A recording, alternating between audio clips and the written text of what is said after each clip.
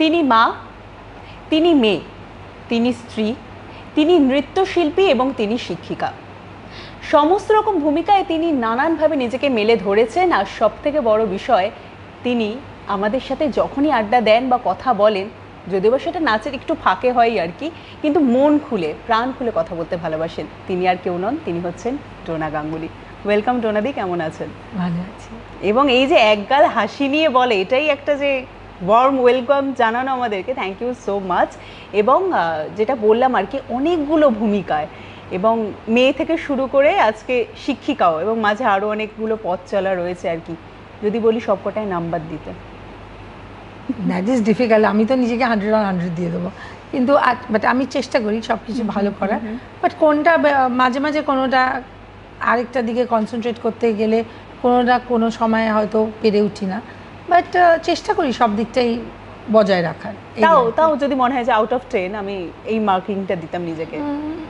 মা বাবা তো পাশের বাড়ি, তো মা বাবাকে যথেষ্ট মানে দেখার চেষ্টা করি, রাধা মা বাবা আমাকেই বেশি দেখে।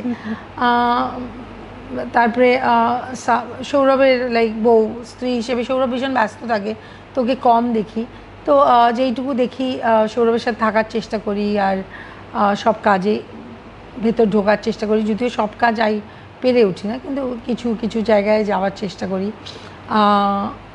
যেমন কালকেই একটা ডিনারে গেছিলো, যেখানে আমি যাইনি কারণ আমার রিহার্সাল ছিল, তো এর জন্য বললাম চেষ্টা করি সব জায়গায় যেতে। তারপরে সানার কাছে, সানা তো এখন এখানে থাকে না, লন্ডনে থাকে, তো যতখানি সময় পাই ওর কাছে গিয়ে স্পেন্ড করার চেষ্টা করি। ও যদিও বেশি চায় না আমি ওর কাছে থাকি, কারণ নিজের ইন্ডিপেন্ডেন্স ভালো লাগে, কিন্তু আমি চাই যে যেইটুকু পারি যাই ওর কাছে।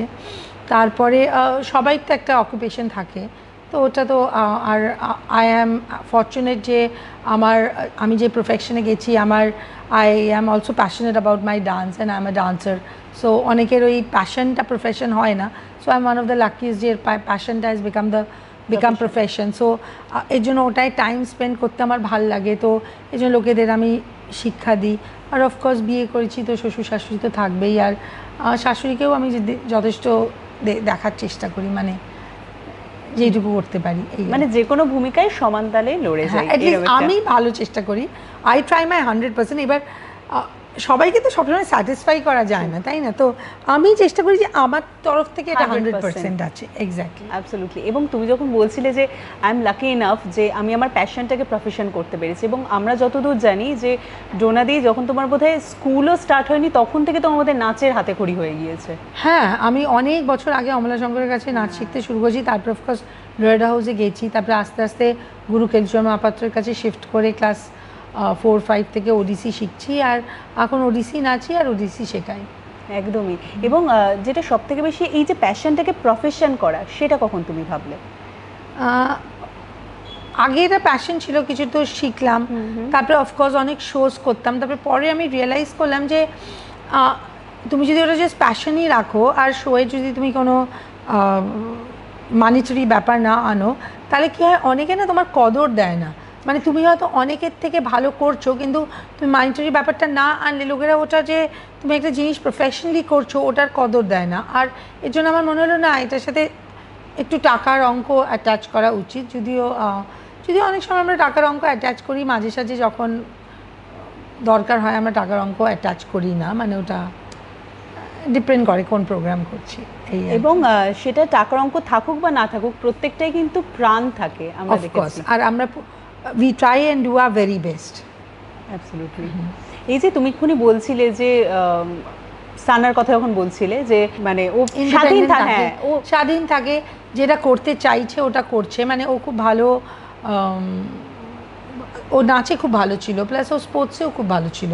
তো যখন সৌরভ ক্লাস 3-4-এ যেত, সৌরভ ওর স্কুলের চিফ গেস্ট হয়েছে একবার দুবার স্পোর্টসে, তখন সানা অনেক মেডেল পেয়েছে। তো সৌরভ রাধা সানাকে বললো, তোকেই তো অর্ধেক মেডেল পড়ালাম, but like she was very good in sports, like অনেক রিলেতে ফার্স্ট সেকেন্ড আসতো, বাট এখন ও স্পোর্টসেও যায়নি, ও নাচেও যায়নি।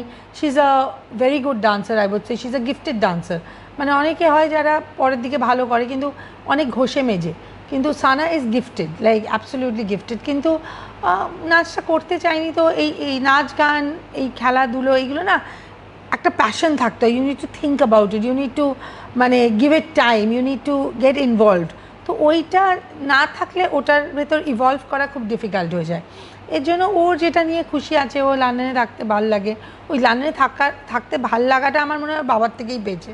বাবার লন্ডন ভাল লাগে বলে ওর লন্ডনে থাকতে ভাল লাগে, কারণ ছোটোবেলা থেকে প্রত্যেক সামারে লন্ডনে যেত, তো তখন ওইখানে চাকরি করছে। আর যতদিন থাকতে চায়, মানে ওইখানে যদি থেকে চাকরি করতে চায়, যতদিন করতে চায়, লাইক আমরা মা বাবা হিসেবে সেরকম বলি না। মাঝে মাঝে অফকোর্স ওর বাবা বলে that we miss you a lot, আর একটা মাত্র মেয়ে, প্লিজ কাম ব্যাক, বাট ঠিক আছে, কিছু করার নেই। এই যে এই কথাটা থেকেই বোঝা গেল যে মানে ওর ক্ষেত্রে ওকে এই স্বাধীনতাটা তোমরা দুজনেই দিয়েছো, কিন্তু কখনো মানে এই ক্ষেত্রে মানে যদি সানাকে জিজ্ঞাসা করলে এটা বোধহয় বেটার হতো যে বাবা বেশি করা না মা বেশি করা? হ্যাঁ, ওটা সানাকে জিজ্ঞেস করলেই বাবা হয়তো বেশি করা, মানে ও মানে আমার তাই মনে হয়, বাট আমি তো একটু liberal, like I am liberal. একদমই। আর সব থেকে মানে তোমার কথা থেকে এটা বোঝা গেল। আর আমি লিবারেল কারণ কি বলতো, আমি এই ধরনের বাচ্চাদের সাথে কাজ করি, মানে my full group is composed of people who are same as age or little elder to her, মানে আমার পুরো গ্রুপটাই ওই 26, 27, 28 মানে এরকম টাইপের এজের ডান্সারদের নিয়েই আমি কাজ করি। তো সবাই ধরো 16-17 বছর ধরে ওদের ট্রাভেল করে, তো সব আমরা ইয়াং মেয়েদের নিয়েই, তো ওদের মেন্টালিটিটা আমি বুঝি, মানে এই আর কি, আই এম ভেরি লিবারেল। আর চোখের সামনে ওদেরকেও বোধহয় বড় হতেও দেখছি, এক্স্যাক্টলি, ওদেরও বড় হতে দেখছি। সানার আগেও আমার ব্যাচ ছিল যারা বড় হয়ে, যাদের বাচ্চারা আবার এসে আমাকে জয়েন করেছে, আবার সানা থেকে ছোট বাচ্চারাও আস্তে আস্তে বড় হচ্ছে, এই আর family, total family, big family. Absolutely. এই যে এই ক্ষেত্রে যেহেতু ওইখানটা জানলাম যে তুমি করা নও, শিক্ষিকা হিসেবে কতটা করা? আমার মনে হয় বেশ করা, মানে আস্তে আস্তে শেখাই। আমি বলি সব কিছু একদিনে খাওয়া যায় না, মানে আস্তে আস্তে শেখো, ভালো করে শেখো, মানে অনেক কিছু একদিনে শিখতে পারবে না, অল্প অল্প করে শেখো, কিন্তু যেটা শিখছো একদম সুন্দর করে শেখো। আর অফকোর্স আমরা অনেক পারফেকশন করি আমাদের যে কোনো নাচের আগে, অনেক রিহার্সালস করি যাতে ওটা পারফেক্ট হয়, যাতে সবাই মুখস্থ হয়, কারণ নাচটা মুখস্থ না হলে তো নাচতে পারবে না, মুখস্থ হওয়া দরকার, সবাই কোঅর্ডিনেশন দরকার, সবাই ব্যাপারটার ভেতর ঢোকা দরকার।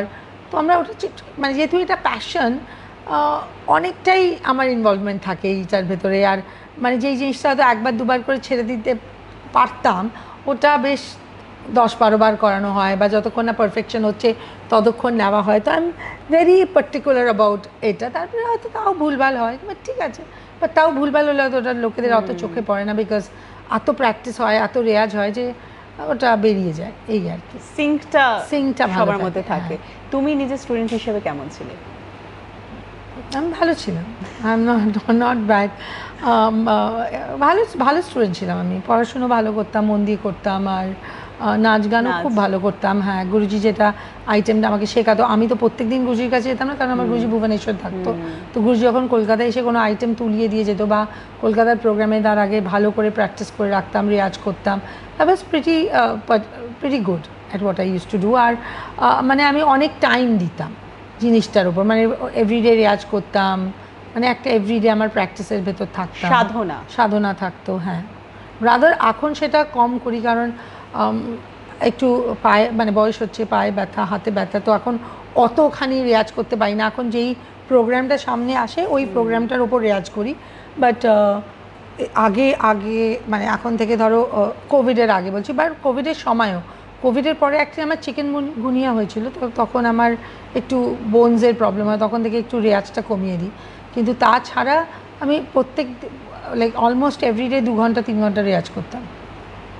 আচ্ছা, এই আমরা যেটা জানি যে নাচের মধ্যে থাকা মানে একটা ফিজিক্যাল এক্সারসাইজের মধ্যে দিয়ে থাকা, কিন্তু কী হয় বলতো, যারা নাচটা ছোটোবেলা থেকে করছে তাদের ভেতর কিন্তু নাচটা ঢুকে যায়। তো ওদের যদি কিছু করতে হয়, ওদের নাচ ছাড়াও আরও এক্সারসাইজ করতে হয়, মানে নাচ ছাড়াও ধরো তোমাকে একটু হাঁটতে হবে, নাহলে একটু সুইমিং করতে হবে, মাঝে মাঝে একটু স্ট্রেংথেনিং করতে হয়, মাঝে মাঝে যোগা করতে হয়, নাচেরও এক্সারসাইজ আছে, মানে you have to do exercise. মানে আমি হুট করে মাঝে মাঝে কী হয়, আমরা যদি হুট করে শুধু নাচি তখন কিন্তু আমাদের হাত ফাত ধরে যায়, তার আগে একটু ফ্রি হ্যান্ড করে নাচাটা ভালো।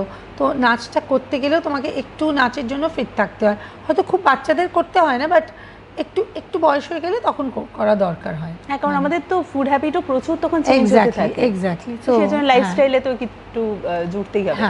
যদিও বা আমার পরের প্রশ্নটি একটু ক্লিশে শোনাবে, কারণ তোমার হয়তো এই প্রশ্নের সম্মুখীন বারংবার হতে হয়েছে ডোনাদি, কিন্তু এই যে প্রথম যেটা বললাম যে তোমার বহু ভূমিকায় তোমায় পেয়েছি আমরা, সেখান থেকে দাঁড়িয়ে তোমার আরও দুটো পরিচিতি সবার আগে আসে, নৃত্যশিল্পী ডোনা গাঙ্গুলি এবং সৌরভ গাঙ্গুলির স্ত্রী ডোনা গাঙ্গুলি। কোনোটাই কোনোটাকে ছাপিয়ে যাওয়ার মধ্যে নয়, তবে এগিয়ে থাকে অবশ্যই দাদার স্ত্রী হিসেবে আমরা জানি, এবং সেটা গর্বেরও জায়গা আমাদের জন্য, তোমার জন্য। তুমি কিভাবে সেটাকে দেখো? আমি খুব ভালোভাবে দেখি, কারণ সবাই লাইক মানে মানে সবাই বরের তো এত বড় পরিচিতি থাকে না। So the fact that I am Sourav গাঙ্গুলির wife, I am very happy যে সৌরভ একটা নিজের জন্য এত বড় জায়গা করে নিতে পেরেছে। So it's I am very proud about that. আর তার স্ত্রী হয়ে অফকোর্স আমি ভীষণ গর্বিত। এবং যখন ভালোবাসার কথা হচ্ছে তখন রবীন্দ্রনাথ ঠাকুরের ভালোবাসার নৃত্যনাট্য নিয়ে কথা হবে না তা তো নয়, যেটা নিয়ে তোমার এবার পরবর্তী। হ্যাঁ, আমরা প্রত্যেকবার একটা করে মানে প্রত্যেকবার না, আমার আই উড রাদার সে আমরা আগে করেছিলাম 150 বছরে আমরা চিত্রাঙ্গদা করেছিলাম আর সাপমোচন করেছিলাম, কিন্তু এই রিসেন্টলি সানা ইউকে যাওয়ার পরে আমার দক্ষিণায়ন ইউকে ডক্টর আনন্দ গুপ্তের সাথে আলাপ হয়। তো উনি প্রত্যেক বছর কলকাতায় এসে আমাদের একটা না একটা করে রবীন্দ্রনাথের ওপর নৃত্যনাট্য করান। তো আমরা মায়ের খেলা করেছিলাম, তারপরে তাসের দেশ করেছি, তারপরে এখন শ্যামা নামাতে চলেছি এই মাসের শেষেই। তো একটা না একটা আমাদের হতে থাকে। তার মানে তো এখন প্রস্তুতি পর্ব একেবারে তুঙ্গে। Absolutely right. এবং আচ্ছা, ওড়িশি নাচ আমরা জানি শাস্ত্রীয় সঙ্গীতের ওপর, মানে শাস্ত্রীয় নৃত্য বলা যায়, সেখান থেকে দাঁড়িয়ে আমরা যদি রাবীন্দ্রিক নৃত্য মানে কিভাবে মেশাচ্ছে একটু যদি বলো আমাদেরকে। না, তার আগে আমি তোমাকে বলে রাখি, আমি ক্রিয়েটিভে অনেকদিন অমলা শঙ্করের কাছে শিখেছি, বললে প্রথমেই। অফকোর্স। তো এর জন্য এই না যে আমি ক্রিয়েটিভ স্টাইল জানি না, তো আমরা দুটো ওটা দুটো মিলিয়ে। আর আমার মনে হয়, আমার নিজের পার্সোনাল ধারণা হচ্ছে ওড়িশি স্টাইলটা, মানে যখন রবীন্দ্রনাথ ছিলেন তখন আমার গুরুজি আর সংযুক্তা দি তো ওটাকে প্রচার করেছেন, তখন অত রবীন্দ্রনাথের সময় অতটা প্রচারিত ছিল না ওড়িশি ডান্সটা। নাহলে যেহেতু ওটা জাস্ট পাশের উড়িষ্যা স্টেটের, আমার মনে হয় বেঙ্গলের নাচের সাথে খুব ভালো যায়, মানে সত্যি খুবই ভালো যায়। আর তো এর জন্য আমার মনে হয় আমি ওটা করতে পারি, আর আমার মনে হয় ওটা সিঙ্কও খুব ভালো করে। মানে দুটোর মিশেলেই আমরা পেতে চলেছি আর কি। এক্স্যাক্টলি। মানে আসলে এক্ষুনি তো প্রস্তুতিটা আমরা দেখতে পাচ্ছি না, তোমার থেকেই জেনে নিলাম আর কি, যে কিভাবে ঠিক তৈরি হয়ে আসছে আর কি। না, তবে অফকোর্স আমাদের পুরো ওডিসি স্টাইলে শ্যামা নয়, শ্যামা নিজের মতো, মানে যেই ক্যারেক্টারে যখন যেটা ডিমান্ড করে ওরকম। আর রবীন্দ্রনাথও ওরকমই বলেছে, যেই ক্যারেক্টার যার যেটা ভালো লাগে। মানে রবীন্দ্রনাথ নিজের একটা পরিকল্পনা দিয়েছে যে এটা মণিপুরি ডান্স হতে পারে, এটা ভারতনাট্যম হতে পারে, এটা এরকম হতে পারে, কিন্তু উনি ওটা লিবার্টিও দিয়েছেন যে যেমনভাবে ওটা দেখাতে চান। এর জন্য একটা জিনিসে উনি ডিফারেন্টভাবে লিখেছেন, কবিতার ভাবে, ডান্স ড্রামার ভাবে। তো আর উনি লিবার্টি দিয়েছেন যে আমরা সব মিক্স অ্যান্ড ম্যাচ করেও করতে পারি। তো এর জন্য হি ওয়াজ অ্যাকচুয়ালি, উনি এত আগেকার দিনে লোক এত দেশ বিদেশ এত সব জায়গায় ঘুরে, তো ওনার দৃষ্টিটাও ভীষণ স্প্রেডেড ছিল। তো এর জন্য উনিও সব কিছু বেঁধে রাখেননি, উনিও সব কিছু মানে তুমি যেমনভাবে ইচ্ছে করতে পারো। সো ওটা একটা এই জায়গাটা উনি রেখে দিয়েছেন। একদমই তাই। আচ্ছা ডোনাদি, একেবারে শেষের দিকে চলে এসেছি আর কি, সেখান থেকে জানতে খুব ইচ্ছা হচ্ছে যে যেহেতু ভালোবাসায় আবার ফিরে আসা, দাদা এবং ডোনাদির ভালোবাসার কথা আমাদের সকলের জানা আর কি, সেই জায়গাটা দাঁড়িয়ে যদি দাদার বায়োপিক তৈরি হয়, দাদার চরিত্রে তুমি কাকে দেখতে চাইবে এবং নিজের চরিত্রে তুমি কাকে দেখতে চাইবে? এটা না বলা ভেরি ডিফিকাল্ট, কারণ আমরা না আগে সব বড় বড় আর্টিস্টদের নাম নিয়েছিলাম, তো তখন ওদের তারপরে ওনাদের সাথে যখন আমরা বসলাম, তখন আমরা বসলাম কিন্তু তোমাদের তো এই বয়সের আমরা দেখাচ্ছি না, দেখাচ্ছে 20 বছর, যখন আমরা 20s ছিলাম, 17 ছিলাম, 18 ছিলাম, কারণ তখন দাদা ইন্ডিয়া খেলেছে। তো যেই সময়টা দেখাচ্ছে, তো সেই সময়ের কাউকে বেছে নিতে হবে। তো আই থিঙ্ক ডিরেক্টররা বেশি জানবে এই কাজটা করতে, তো I would let them decide. মানে আর ওনারা যেইভাবে আমাদের সাহায্য চাইবে, I will give it to them, but it's like they will decide. কারণ আমরা যেটা চিন্তা করি আর যেটা অ্যাকচুয়াল দেখি তার ভেতরে অনেকটা তফাৎ থাকে। অনেকটা, তারপরে অনেক বড় বড় আর্টিস্ট হয়তো অত সময় দিতে পারবে না। You have to get involved in the character. You have to know the characters. You have to spend time with the character. Plus কারো করার মানে আই উড সে দাদার যদি একটা বিরাট ফ্যান যদি দাদার একটা এটা করে, ও যতখানি ইনভলভ হয়ে যতখানি করবে,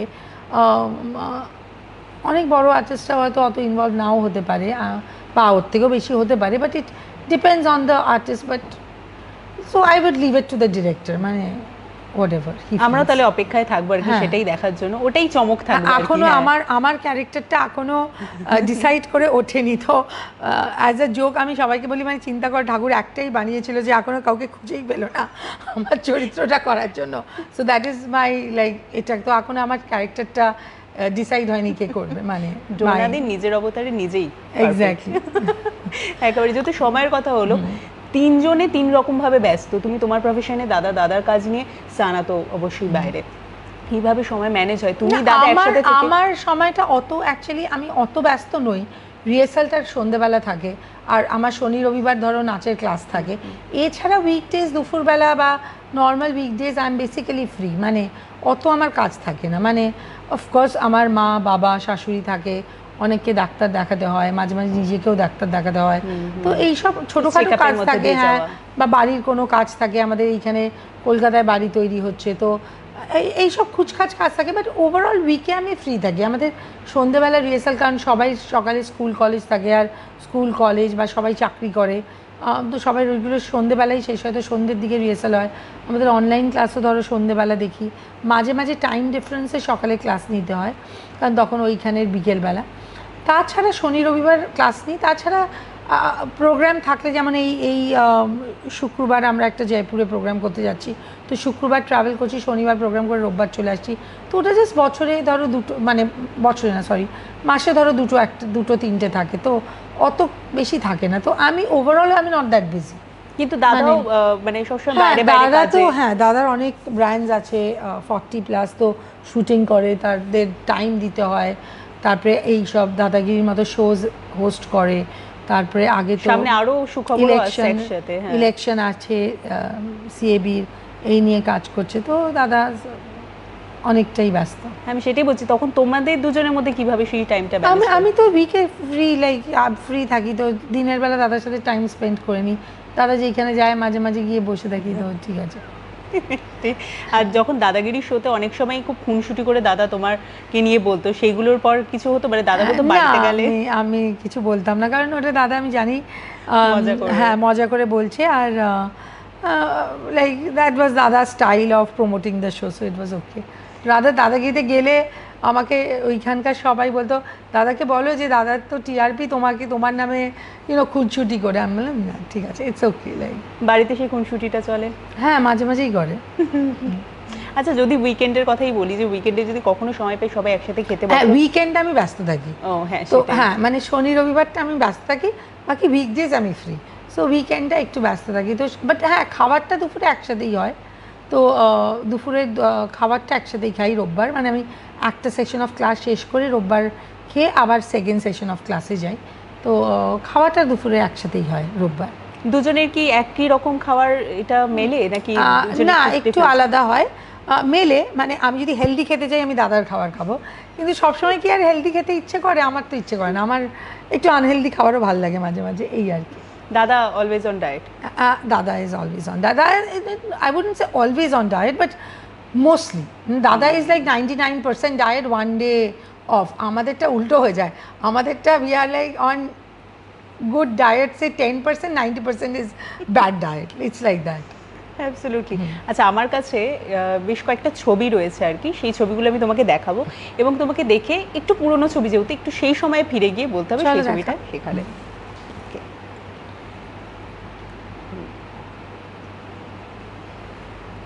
প্রথমেই এই ছবিটা। ও, এটা আমাদের বউ ভাতে, হয়তো খাইয়ে দিতে হয় কোনো সময়, বা হয়তো জাস্ট ছবির জন্য তোলা, মানে আমার মনে নেই।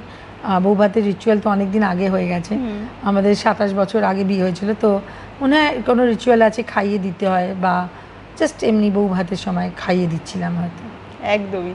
এরপরেও একটা ছবি রয়েছে, এটাও বউ ভাতের, এটা হয়তো কাউকে কিছু বলছিল বা কোনো কিছু মজার কথা বলছিল, তাই হাসছিলাম আমি। মানে আগের ছবিটা দেখালাম মিষ্টি খাওয়াচ্ছিল, এবং পরের ছবিটা তুমি নিজে মিষ্টি হাসছিলে, দুটো এরকম। মিষ্টি ইজ দ্য কমন ফ্যাক্টর।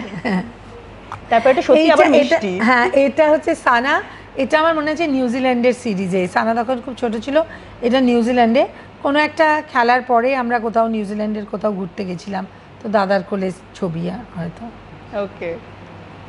এটা হচ্ছে ওয়েস্ট ইন্ডিজ, এটা আমার ফার্স্ট ট্যুর ছিল। এটা আমার এক্স্যাক্টলি মনে হয় ট্রিনিডাড বা বার্বাডোসও হতে পারে। এটা সি বিচ সাইডে। আর আমার যতদূর মনে পড়ছে এই ছবিটা অনিল কুম্বলে তুলে দিয়েছিল, তারপরে ভাইরাল হয়েছিল। তো এটা অনিলের ক্যামেরায় তোলা। এটা ভীষণ মিষ্টি একটা ছবি। এটা ওয়াজ দ্য ফার্স্ট ডে দাদা ওয়াজ অ্যানাউন্স দ্য ক্যাপ্টেন। এটা তাজ কোলাবায়, আর এটা ওই উইংসের ওই পুরোনো উইংসটায়। তো এটা হচ্ছে যেদিনকে দাদা ক্যাপ্টেন ডিসাইড হচ্ছে তার পরের দিন এই ছবিটা টেলিগ্রাফে বেরিয়েছে। এটা টেলিগ্রাফের রিপোর্টার মিস্টার শাহি উনি তুলেছিলেন ছবিটা। স্পেশাল। আর এটা উৎসব পার্কের রেস্টুরেন্ট কোয়েস্ট স্কাইতে। এটা আমার মনে হয় দাদা যখন বিসিসিআই প্রেসিডেন্ট হলো তখন উৎসব পার্ক সঞ্জীব গোয়েঙ্কা এই পার্টিটা দিয়েছিল। সো উই ওয়ার দেয়ার। এটা একটা ফ্যামিলি ফ্রেম, ভীষণ মিষ্টি।